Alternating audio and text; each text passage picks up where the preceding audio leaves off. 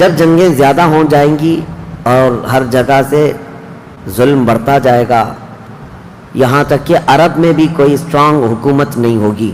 یہ حدیثوں کی روشنی میں آپ کو بتا رہا ہوں. وہ تو ابھی نظر آ رہی ہے کوئی اسٹرانگ حکومت نہیں، وہ کٹ پتلی ہے. کبھی اس کو امریکہ ہانکتا ہے، کبھی رشیا ہانکتا ہے، کبھی چائنا ہانکتا ہے. تو یہ عرب میں کوئی اسٹرانگ حکومت، مضبوط حکومت نہیں ہوگی. اور مسلمان جب زیادہ قتل ہونے لگیں گے تو سب اکثر ہجرت کر کے مدینے چلے جائیں گے. جو بچے ہوئے ہوں گے وہ مدینہ طیبہ کی طرف ہجرت کر جائیں گے. اب مدینہ طیبہ میں مسلمان رہ رہے ہوں گے، کیونکہ میرے آقا صلی اللہ علیہ وسلم کی حدیث ہے، ان الایمان لا یأزر الی المدینہ کما تأزر الحیۃ الی جحرہا.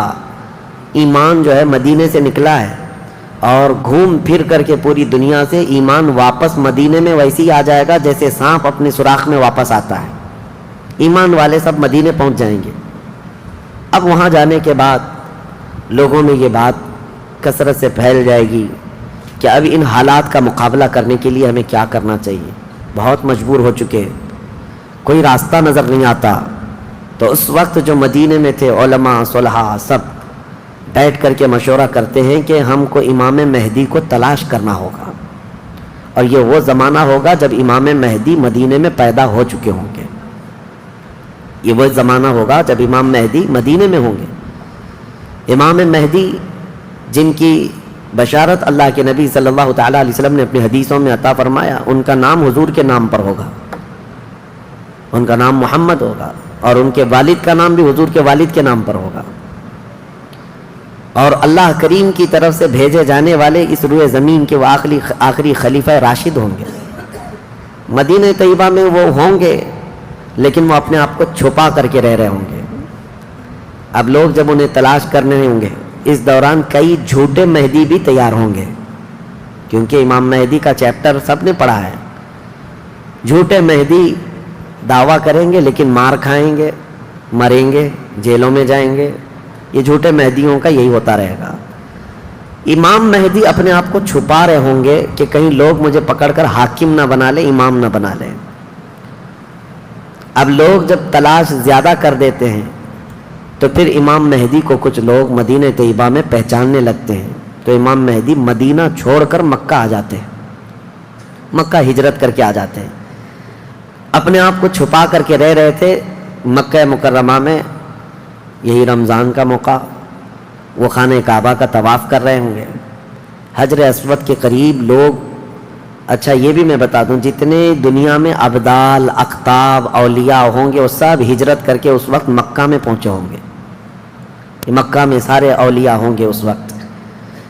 اور طواف کے دوران سب لوگ پہچان لیں گے امام مہدی کو اور ان کو پکڑ لیں گے، اور ان کا ہاتھ پکڑ کر سارے لوگ کہیں گے اب ہم آپ کے ہاتھ پر بیعت کرتے ہیں، آپ امام برحق ہیں اور آپ ہمارے حاکم ہو جائیں.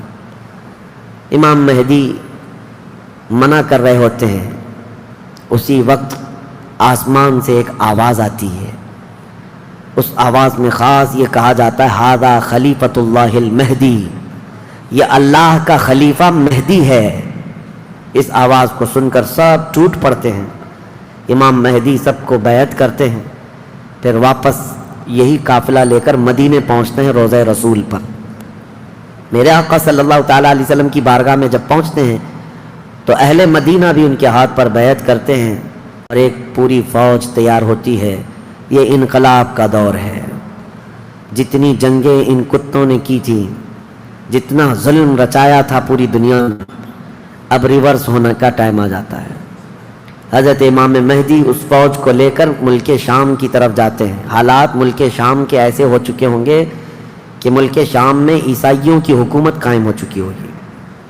ابھی تو نہیں ہے، یا انڈائریکٹ ان سے کسی کا تعلق ہے تو یہ ہمیں پتہ نہیں، لیکن حدیث میں یہ ہے کہ عیسائیوں کی حکومت ملک شام میں قائم ہوگی، اور یہودی فتنہ مچا رہے ہوں گے ہر جگہ. قتل عام جو مسلمانوں کا سب سے زیادہ کرنے کی کوشش ہے وہ یہودیوں کی طرف سے ہے. امام مہدی مکہ مکرمہ سے نکل کر ملک شام کی طرف جائیں گے، اور مسلمانوں کی جو قلت تھی، جو چھوٹی سی جماعت تھی، یہ جب نکل کر کے وہاں آئے گی ملک شام، بہت بڑی جنگ ہوگی جس کو ملحمۃ الکبریٰ کہا گیا ہے. امام مہدی کی قیادت میں یہ جنگ ہوگی. سارے کفار عیسائی یہودی سب مقابل میں آ جائیں گے. ان کی تعداد جو حدیث میں بتائی گئی ہے وہ 80 جھنڈوں کے نیچے آئیں گے اور ہر جھنڈے کے نیچے 12,000 لوگ ہوں گے. اور یہ مسلمانوں کی نہیں ہے, یہ کفار و مشرکین کی. تقریباً یہ 9,60,000 کی تعداد بنتی ہے کفار و مشرکین کی. 9,60,000. مسلمانوں کی تعداد کتنی ہوگی یہ تو نہیں پتا. اس کے بعد جنگ جب شروع ہوتی ہے, پہلے دن مسلمانوں کا 1/3 حصہ میدان چھوڑ کر بھاگ جاتا ہے. جو کمزور دل تھے وہ چلے جائیں گے. اور ان کے متعلق کہا گیا ہے کہ یہ ایسے لوگ ہوں گے جن کی توبہ کبھی نہ قبول ہوگی, اور روئے زمین کے سب سے بدترین لوگ ہوں گے. وہ سب سے بدترین لوگ ہوں گے جو میدان چھوڑ کر بھاگ چکے ہوں گے. 1/3. دوسرے دن 1/3 شہید ہو جائیں گے, قتل ہو جائیں گے. تیسرے دن اللہ تعالیٰ اس مومنین کی قلیل جماعت کو فتح مبین عطا فرمائے گا. اور اس کے بعد ملک شام کے سارے انتظامات امام مہدی کے ہاتھ میں ہوں گے. دمشق جب وہ آئیں گے, دمشق کی جامع مسجد سے امام مہدی اپنے انتظامات و انصرامات کو سنبھالیں گے. پھر وہاں سے امام مہدی اسی فوج کو لے کر قسطنطنیہ جو موجودہ استنبول ہے اس کو فتح کرنے کے لیے نکلیں گے. اس وقت وہ بھی عیسائیوں کے ہاتھ میں ہوگا. اب جب امام مہدی یہاں آئیں گے, صرف ایک ہی دن میں قسطنطنیہ یعنی استنبول فتح ہوگا. اور اس کی بھی کیفیت بتائی گئی ہے, مسلمانوں کے صرف نعرے تکبیر سے فتح ہوگا. صرف اس لیے کہ ایسی ہیبت طاری ہوگی ان کفار و مشرکین کے دلوں میں. پورا شہر فتح ہوگا. امام مہدی یہ شہر فتح کر کے واپس ملک شام آئیں گے, دمشق میں آئیں گے. اب یہ وہ وقت ہوگا جب امام مہدی مسجد سے انتظامات و انصرامات سنبھال رہے ہیں, اور کثیر جنگیں اس وقت بھی ہوں گی, لیکن ہر جنگ میں اللہ تعالیٰ امام مہدی کو فتح عطا فرمائے گا. ہر جنگ میں. اور یہودی دسیسہ کاری کر رہے ہوں گے, امام مہدی کو ختم کرنے قتل کرنے کی بہت کوششیں کر رہے ہوں گے. پھر امام مہدی ان یہودیوں سے لڑتے رہیں گے. اس وقت اللہ کی بارگاہ میں امام مہدی بھی دعا کرتے ہیں کہ مولا ان ظالموں سے ہمیں نجات عطا فرما.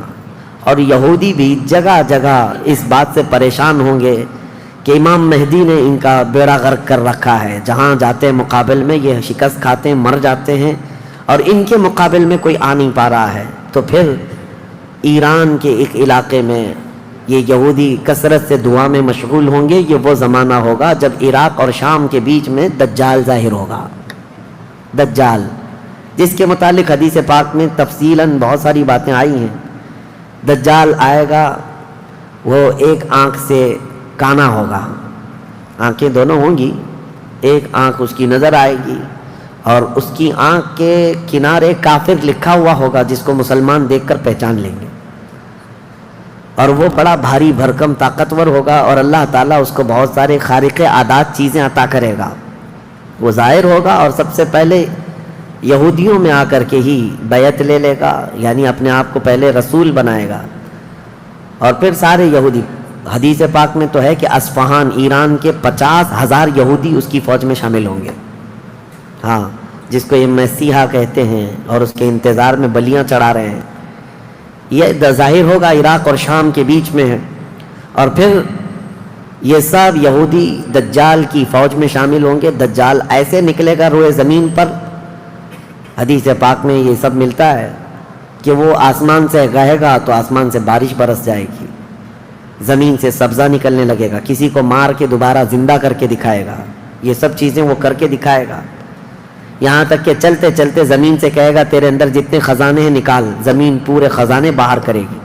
اور جب وہ آگے چلتا رہے گا تو یہ خزانے شہد کی مکھیوں کی طرح اس کے پیچھے جھنڈ کی طرح چلتے ہوں گے خزانے. اور دنیا کے لالچی لوگوں کو ایک سکہ ہی چاہیے بس, جس کے پاس مال ہے اس کے پیچھے غلامی ہے. بہت بڑا فتنہ ہوگا, بہت بڑی آزمائش ہوگی, لیکن جو ایمان والے ہیں حدیث میں ہے اس دن بھی وہ نہیں بہکیں گے. اس دن بھی وہ نہیں بہکیں گے. وہ غضب کا ایمان ہوگا ان لوگوں کا. حضور صلی اللہ تعالیٰ علیہ وسلم نے فرمایا دجال کے فتنے سے مقابلہ کرنے والے جو مومن ہوں گے نا, اس کا فتنہ دیکھ کر کے بھی ایمان پر قائم ہوں گے, ان کے لیے حضور نے فرمایا وہ بغیر حساب کے ہی جنت میں جائیں گے. ان کا حساب نہیں ہوگا, وہ بنا حساب کے جنت میں جائیں گے. تو دجال روئے زمین پر گھوم رہا ہوگا اور فتنہ مچا چکا ہوگا. پہلے تو رسول کہتا رہا, اس کے بعد پھر خدائی کا دعویٰ کرے گا کہ میں خدا ہوں. اس کی خدائی کو ماننے والے وہ یہودی بھی ہوں گے, عیسائی بھی ہوں گے, بہت سارے مسلمانوں میں بھی گمراہ ہو چکے ہوں گے. جن کا پہلے سے ایمان مضبوط نہیں تھا وہ اس کے پیچھے چل پڑیں گے. وہ ہزاروں کی تعداد میں لوگوں کو کافر بنا چکا ہوگا. میرے عزیزو, دجال تو بہت بڑی بڑی چیزیں دکھا رہا ہے, آسمان سے بارش برسا کر کے, زمین سے سبزہ اگا کر کے. اور اس وقت کئی لوگ گمراہ ہو جاتے ہیں. یہاں تو چھوٹی موٹے باباؤں کے پیچھے ہی گمراہ ہوتے ہیں. آج تو چٹھی نکال کر دکھا رہا ہے بابا, تو بھیڑ لگ چکی ہے کہ تم کیا کھائے ہو, کیا پیے ہو, کیا سوچ رہے ہو, چٹھی میں نکال کر کے دکھاؤں گا. چٹھی والے بابا کے پیچھے ہی ہزاروں چلے جاتے ہیں, تو دجال والے بابا کے پیچھے کتنے جائیں گے؟ لیکن حدیث پاک کی روشنی میں مفسرین نے, محدثین نے فرمایا کون لوگ اس دن محفوظ رہیں گے, کون لوگ اس دن محفوظ رہیں گے. دجال کی شکل جیسی بھی ہو, لیکن وہ جو چیزیں خارق عادات دکھا رہا ہوگا لوگ اچنبے سے دیکھ رہے ہوں گے. اچھا ایک بات اور بھی بتا دوں, آپ گھر میں بیٹھے ہوں, کوئی مسجد میں ہوں گے, شور آئے گا کہ وہاں پر خدا اتر پڑا ہے, نعوذ باللہ من ذالک, اور عجیب و غریب چیزیں دکھا رہا ہے. آسمان کو کہہ رہا ہے تو آسمان بارش برسا رہا ہے, زمین کو کہہ رہا ہے تو زمین خزانے نکال رہی ہے. کچھ لوگ جو گھر میں بیٹھے ہوں گے, توجہ یہ بہت اہم بات کہہ رہا ہوں, کہیں محفل میں ہوں گے, مسجد میں ہوں گے, جب یہ شور آئے گا تو کچھ کہیں گے کہ چلو ہم بھی جا کر دیکھ کے آتے ہیں. تو کچھ لوگ یہ کہہ کر کے اٹھیں گے اور جا کر کافر ہو جائیں گے. اور کچھ لوگ وہ ہوں گے جو جیسے سنیں گے اپنے آپ کو گھر میں ایسے مضبوط بند کر لیں گے کہ ان کو ہوا آنے کی بھی خواہش نہ رہے, اس طرح اپنے آپ کو محفوظ کر لیں گے. اور بزرگوں نے لکھا ہے کہ اس وقت اس کے فتنے عروج پر ہوں گے, لوگوں میں صرف اور صرف چرچا یہی ہوگا. اسی لیے میں اکثر یہ میڈیا کو دجالی میڈیا کہتا ہوں. اس کی وجہ یہی ہے کہ دجال کے آدھے سے زیادہ کام یہ میڈیا والے کرتے ہیں. سب جگہ پھیلائیں گے افواہیں, بہت جھوٹ کو سچ کر کے دکھاتے رہے, سچ کو جھوٹ کر کے دکھاتے رہے. یہ میڈیا یہی سب کام کرتی رہے گی. اس وقت کون لوگ محفوظ رہیں گے؟ بزرگوں نے لکھا ہے دجال کے قریب بھی جائے گا کوئی بندہ, لیکن اس کو دیکھ کر نہیں گمراہ ہوگا. تو یہ کون ہوگا؟ جس کا سینہ حضور کی محبت سے بھرا ہوگا. یہ وہی ہوگا جس کے لیے اعلیٰ حضرت نے فرمایا نا, تیرے قدموں میں جو ہیں غیر کا منہ کیا دیکھیں. حضور کے قدموں میں جو پڑے ہیں وہ غیر کا منہ کیا دیکھیں. کون نظروں میں جچے دیکھ کے تلوا تیرا.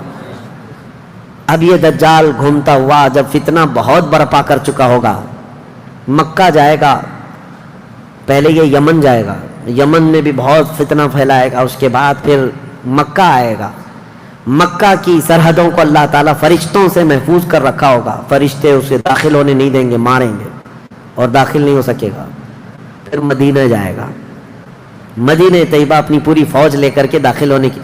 2 شہروں کے علاوہ پوری دنیا کے ہر شہر گھومے گا, ہر شہر گھوم چکا ہوگا 2 شہروں کے علاوہ, مکہ مکرمہ, مدینہ طیبہ. مدینہ طیبہ کی سرحد پر آئے گا, وہاں پر بھی اللہ کے فرشتے پہرا دے رہے ہوں گے. میرے مصطفیٰ کا شہر ہے, دجال نہیں آ سکتا. لیکن اس کا شہرہ جب مدینے کے باہر بہت پھیل چکا ہوگا, مقام جرف ایک جگہ ہے, وہاں تک وہ پہنچ چکا ہوگا, جہاں آج بادشاہ نے ایک پیلس بنایا ہوا ہے. ان لوگوں نے ایک پیلس بنا کر رکھا ہے وادی جرف میں. وہاں تک پہنچے گا تو مدینہ طیبہ کے ایک عالم وہ جائیں گے, اس سے مناظرہ کریں گے, ڈیبیٹ کریں گے. صرف مناظرے کے کرنے کی وجہ سے اس عالم دین کو وہ قتل کر دے گا. قتل کر کے اس کے بعد پھر ان کو دوبارہ زندہ کرے گا, اور اس کے بعد کہے گا کہ دیکھا میری طاقت. اس عالم دین کا کہنا ہوگا اب تو مجھے تیرے دجال ہونے پر اور زیادہ یقین ہو گیا, اس لیے کہ میں نے میرے مصطفیٰ سے سنا ہے. وہ مار کر کے دوبارہ زندہ کرے گا. اور اس عالم کا دوسرا چیلنج یہ ہوگا کہ میں نے اپنے حبیب سے ایک اور بات سنی ہے, اب کی بار اب تو مار کر کے دکھا.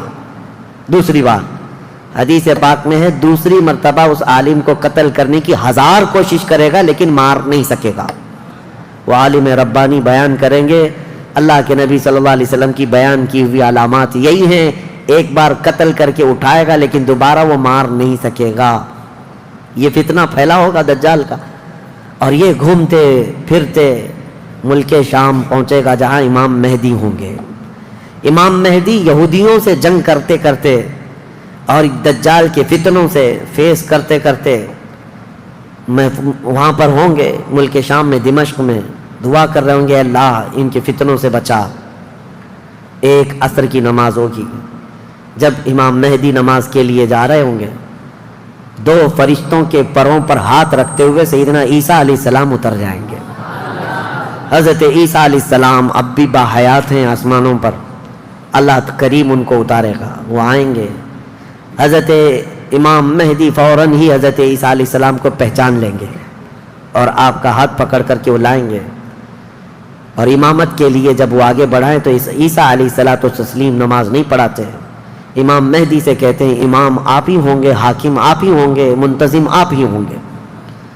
اب عیسیٰ علیہ السلام یہ بیان فرمائیں گے میں تو صرف اور صرف دجال کے قتل کے لیے آیا ہوں. اس کے بعد امام مہدی نماز سے فارغ ہو کر اللہ کا شکر بجا لائیں گے.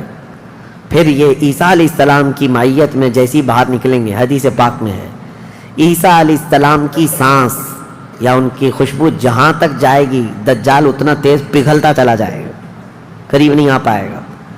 اب وہ ادھر ادھر بھاگا بھاگا پھر رہا ہوگا عیسیٰ علیہ السلام کے خوف سے. عیسیٰ علیہ السلام جس وقت آئیں گے وہ سنہرا دور حدیث پاک میں ہے. اب عیسیٰ علیہ السلام صلیب کو توڑ دیں گے کہ یہ عقیدہ ختم کرو، خنزیر کو ماریں گے، جزیہ ختم کریں گے. اور اس کے بعد عیسیٰ علیہ السلام اس ملعون دجال کو بھگاتے بھگاتے مقام لد پر لے جائیں گے جو آج اسرائیل میں ہے، وہاں تک لے کر جائیں گے. مقام لد پر عیسیٰ علیہ السلام اس کو اپنے تیر سے ماریں گے، ختم ہو چکا ہوگا. دجال کے جتنے ہمراہی تھے ان کو بھی عیسیٰ علیہ السلام ختم کر دیں گے.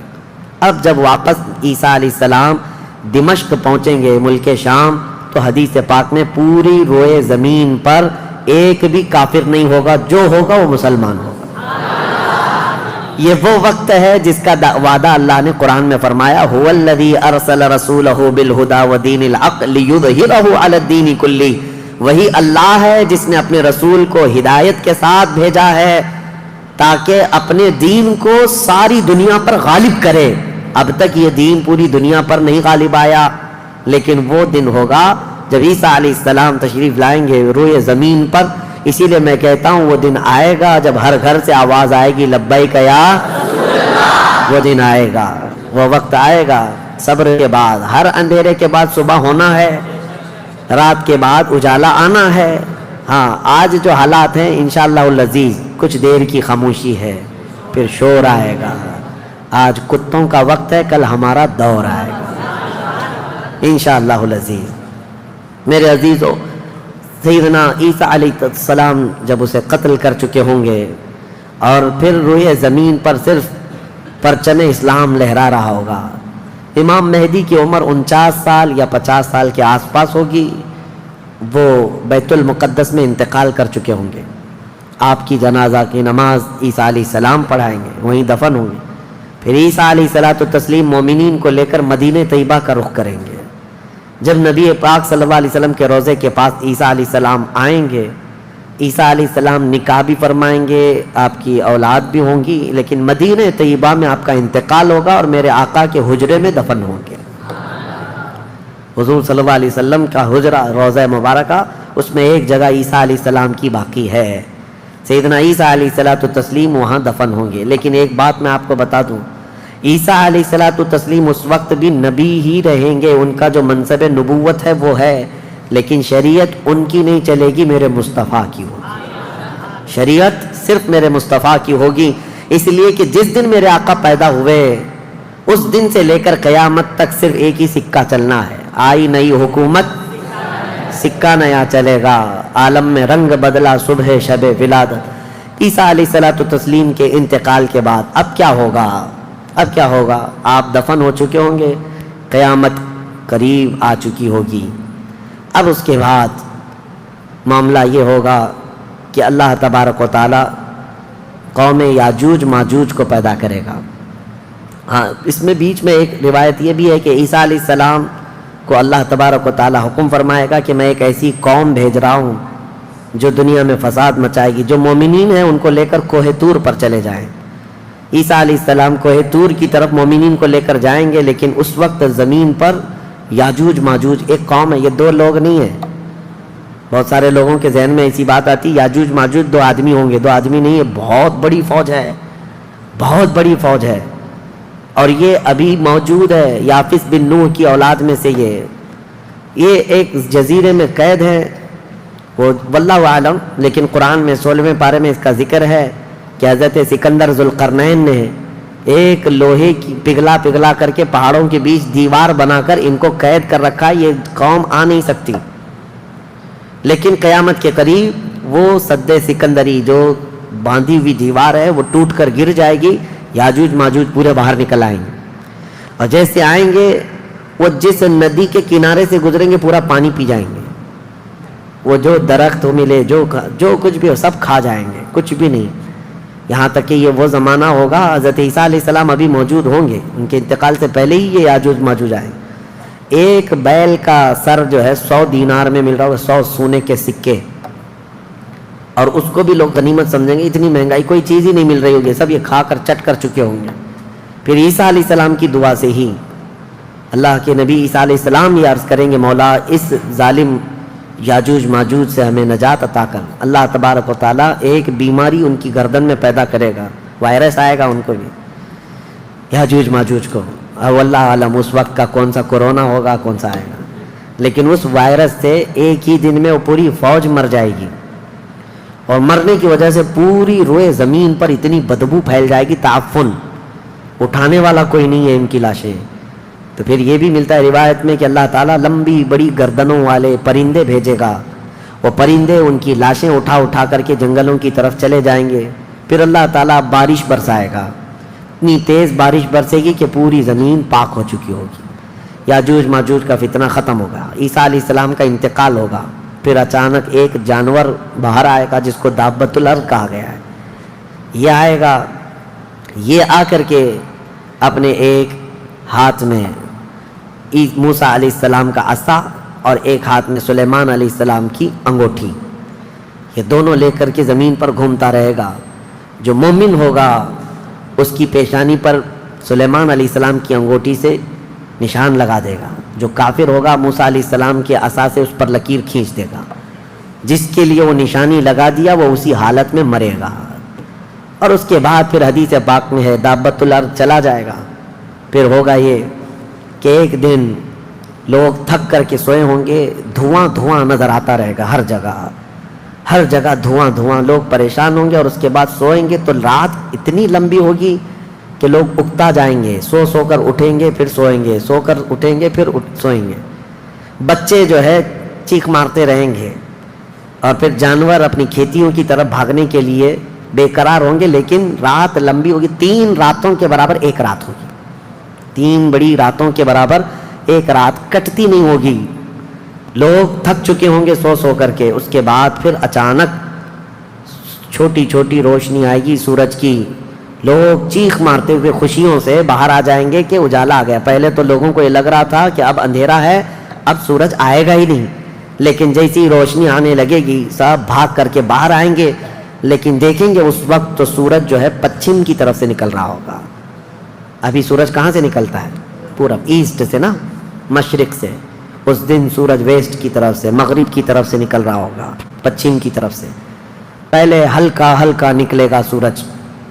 یہ دیکھ کر کے جو لوگ بہت لمبا سو کر کے آئے ہوں گے گھبرا جائیں گے کہ آج کیا ہوا، یہ وہ دن ہوگا کہ میرے آقا نے فرمایا توبہ کا دروازہ بند ہو چکا ہوگا، اس کے بعد پھر کسی کا ایمان بھی قبول نہیں، کسی کی توبہ بھی قبول نہیں، یہ لاسٹ دن ہے توبہ کا۔ لاسٹ دن کیا، اس سے پہلے جو گزری رات لاسٹ تھی، سورج نکل کر کے آئے گا دھیرے، اس کے بعد دوپہر کا وقت جتنا ہوتا ہے اتنے وقت تک وہ آئے گا، اور اس کے بعد پھر واپس مغرب کی طرف ہی چلا جائے گا، ایسا نہیں کہ پچھم سے نکل کر کے پورب میں ڈوبے گا، آدھے تک آئے گا دوپہر تک، اور اس کے بعد سورج پھر اپنے معمول کے مطابق جیسی روٹین ہے واپس پھر پچھم کی طرف چلا جائے گا، ڈوب جائے گا۔ یا آخری دن ہے، اب کسی کا ایمان کام نہ کرے گا، اب کسی کی توبہ کام نہ کرے گی، اب معاملات کیا ہوں گے، دھیرے مومنین کا انتقال شروع ہوگا تو نئے مومن نہیں ہوں گے، مومن انتقال کرتے جائیں گے، حکومتیں پھر سے ختم ہو جائیں گی۔ ایک روایت یہ بھی ملتی ہے جہجہ نام سے ایک اور بزرگ جو حکومت کریں گے چند سال، لیکن اس کے بعد پھر عادل حکمران نہیں آئیں گے، ختم ہوتے چلے جائیں گے۔ اب مسلمانوں کی تعداد جب گھٹنے لگے گی تو پھر بے حیائی بہت بڑھ جائے گی، اتنی کہ کھلے عام زمین پر سب کچھ ہونے لگے گا، ننگا پن جانوروں کی طرح لوگ زنا کرتے رہیں گے، سڑکوں پر، روڈوں پر، راستوں پر سب کھلے عام گناہ ہو رہے ہوں گے، بے حیائی بڑھ چکی ہوگی، یہاں تک کہ حبشیوں میں سے، کالے لوگوں میں سے ایک جماعت جائے گی خانہ کعبہ کو بھی گرا دے گی۔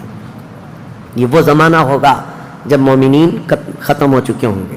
اب اس کے بعد ایک ٹھنڈی ہوا چلے گی، نرم، اس کے متعلق فرمایا گیا ہے بہت نرم ہوا، میٹھی ہوا چلے گی اور پوری دنیا میں چلے گی، جو مومن ہوگا وہ ہوا ان کے بغلوں سے گزرے گی تو وہ اسی وقت انتقال کر جائیں گے۔ ایمان والے ختم ہو چکے ہوں گے۔ اب میرے آقا صلی اللہ علیہ وسلم فرماتے ہیں روئے زمین پر اللہ اللہ کہنے والا کوئی بھی باقی نہیں رہے گا۔ یہ اینڈ لاسٹ مومنٹ پر میں آ رہا ہوں، ختم ہونے کے قریب ہے، سب مومنین انتقال کر چکے ہوں گے اس ہوا کے بعد۔ اس کے بعد چند سال زندگی گزرتی رہے گی نارمل، لوگ اپنے اپنے کاموں میں مصروف ہوں گے، پھر اچانک ایک دن حضرت اسرافیل علیہ السلام سور پھونکیں گے۔ یہ سور ایک باجے کی شکل کی چیز ہے، دھیمی دھیمی آواز اس کی بڑھتی جائے گی، اب یہ آواز اتنی تیز بڑھے گی کہ دھماکہ ہوگا پوری زمین پر، زلزلہ آ جائے گا، اتنا بڑا زلزلہ آئے گا کہ قرآن میں ہے یوم ترونہا تذہل کل مرضعۃ عما ارضعت وتضع کل ذات حمل حملہا، تم اس دن دیکھو گے حمل والی عورتوں کے پیٹ سے بچے باہر آ جائیں گے۔ ہر آدمی جو دودھ پلانے والی ماں جو ہے بچے کو لے کر بیٹھی ہوگی، اس آواز پر وہ بچے کو اٹھا کر پھینک دے گی۔ کوئی ماں اپنے بچے کو پھینکے گی؟ لیکن وہ دن ہوگا جب ماں اپنے بچے کو پھینک دے گی، حاملہ عورت اس کا پیٹ نکل کر کے بچہ باہر آ چکا ہوگا، لوگ جو کام کر رہے ہوں گے وہیں پر سب اپنے کام چھوڑ چکے ہوں گے، اور اس کے بعد پھر اسی سور کی آواز کے بڑھتے بڑھتے جب زمین میں زلزلے آئیں گے سب ختم ہو چکے ہوں گے، سب کی موت ہوگی۔ پھر اللہ فرماتا ہے وَتَكُونُ الْجِبَالُ كَالْعِهْنِ الْمَنْفُوشِ، پہاڑوں کو دھنی ہوئی روئی کی طرح اڑایا جائے گا۔ اِذَا الشَّمْسُ كُوِّرَتْ وَإِذَا النُّجُومُ انْكَدَرَتْ وَإِذَا الْجِبَالُ سُيِّرَتْ، جب تم دیکھو کہ سورج کو کالا کر دیا جائے گا، تارے آپس میں ٹکرا دیے جائیں گے، پھاڑ دیے جائیں گے، اور سمندروں میں آگ لگا دی جائے گی، یہ سب پوری دنیا تہس نہس ہو چکی ہوگی، ختم، یہ قیامت ہے۔ اس کے بعد پھر سارے جب فنا ہو چکے ہوں گے، اللہ تعالیٰ اسرافیل علیہ السلام کو بھی موت عطا کرے گا، اور روح نکالنے والے فرشتے اسرائیل علیہ السلام کو بھی موت عطا کرے گا۔ اب کون باقی رہے گا؟ کل من علیہا فان وَيَبْقَى وَجْهُ رَبِّكَ ذُو الْجَلَالِ وَالْإِكْرَامِ، ہر شے فنا ہو چکی ہوگی، باقی رہنے والی ذات صرف تمہارے رب کی ہوگی۔ اس کے بعد مولا کریم کو جب منظور ہوگا اسرافیل علیہ السلام کو اٹھائے گا، اور پھر سور پھونکنے کا حکم ہوگا، دوبارہ سور پھونکا جائے گا۔ اب وہ جو منظر ہے وہ ایک الگ دنیا ہے، وہ ایک الگ دنیا ہے، عالم آخرت ہے۔ جب سور پھونکا جائے گا تو آدم علیہ السلام سے لے کر قیامت تک جتنے انسان جنات آئے تھے سب کو اٹھایا جائے گا۔ حدیث پاک میں ہے اب وہ دوسرے سور سے، نفخہ ثانیہ سے سب سے پہلے جو اٹھے گا میرے آقا صلی اللہ علیہ وسلم اپنی قبر سے اٹھیں گے۔ حضور نے فرمایا دوسرے سور کے بعد میں اپنی قبر سے اس طرح اٹھوں گا کہ میرا ایک ہاتھ ابو بکر کے کندھے پر ہوگا، دوسرا ہاتھ عمر فاروق کے کندھے پر ہوگا۔ اس شان سے میرے آقا صلی اللہ تعالیٰ علیہ وسلم میدان قیامت میں آئیں گے، اور اس کے بعد کے جو مناظر ہیں ہر آدمی کو کھڑا کر دیا جائے گا، ہر انسان کو میدان میں کھڑا کر دیا جائے گا، اور تمہیں چاہے تم کو مٹی کھا چکی ہو، تم کسی کی غذا بن چکے ہو، تم کو جلا دیا گیا ہو، تم کو پانی میں غرق کر دیا گیا ہو، کسی بھی حالت میں ہو، اور رب قدیر فرماتا ہے جب ہم نے تم کو نطفے سے پیدا کیا پورا انسان، تو تمہارے جلا کر خاک ہو جانے کے بعد تمہاری راکھ سے بھی وہ تم کو دوبارہ زندہ اٹھائے گا۔ جب تمہیں زندہ اٹھایا جائے گا پھر یہ میدان ہوگا، یہاں پر جو کھڑا کر کے حساب کتاب کا دن ہوگا وہ 50,000 سال کے برابر کا ہوگا. اب یہ ایک لمبی داستان ہے میرے عزیزو. وہاں کے جو حالات ہیں، اس دن ایک آواز آ رہی ہوگی جس کو قرآن میں اللہ نے فرمایا لمن الملک اليوم. اللہ فرمائے گا آج کی بادشاہت کس کی ہے، آج کی بادشاہت کس کی ہے. پھر مولا خود فرماتا للہ الواحد القہار، ایک قہر کرنے والے خدا کی آج حکومت ہے. جو اکڑتے تھے، جو گھمنڈ کرتے تھے، سب کو کھڑا کیا جا چکا ہوگا. اور فرشتے پکار رہے ہوں گے این الجبارون این المتکبرون، کہاں ہیں غرور میں چلنے والے، کہاں ہیں اکڑ میں رہنے والے، سب جمع ہو جاؤ. سب کے گناہ ان کی پیشانیوں سے ظاہر ہو رہے ہوں گے. کسی کو داغ کر کے فرشتے نشان بنا رہے ہوں گے کہ یہ چور ہے، یہ زانی ہے، یہ شرابی ہے، یہ حرام خوری کرتا رہا. سب کی الگ نشانیاں بنائی جا رہی ہوں گی. اس بھرے محشر کے میدان میں ہمارے لیے کون ہے میرے عزیزو؟ ہم اسی رب ذوالجلال کو منانے کے لیے آج آئے ہیں. اس تصور کے ساتھ اب ہم کھڑے ہو کر اس کا ذکر کریں گے کہ مولا آج ہم تجھے منا رہے ہیں، تو ہم سب سے صلح فرما لے. کل بھری قیامت کے دن ہمیں ننگا اور ذلیل ہونے سے محفوظ فرما لے. اور قیامت کا دن ہوگا انشاءاللہ العزیز میرا رب اسی ذکر کی مجلس کی برکت سے ہماری بخشش کا اعلان فرمائے گا. وہ دن کتنا خوبصورت ہوگا، ذرا تصور کرو کہ اس ذکر کی مجلس کو اللہ تعالیٰ ذریعہ بنائے، اور قیامت کے دن جب سب کھڑے ہوں گے لاکھوں کی تعداد میں اور تمہارا نام پکارا جا رہا ہوگا، فلاں کا بیٹا فلاں کہاں ہے؟ تم گردن اونچی کر کے دیکھ رہے ہوں گے کیا ہے میرے حساب میں، کیا ہے میرے پلے میں. تو فرشتے کہیں گے اللہ کی طرف سے حکم آیا ہے، تیرے لیے جنت ہے، تیرے لیے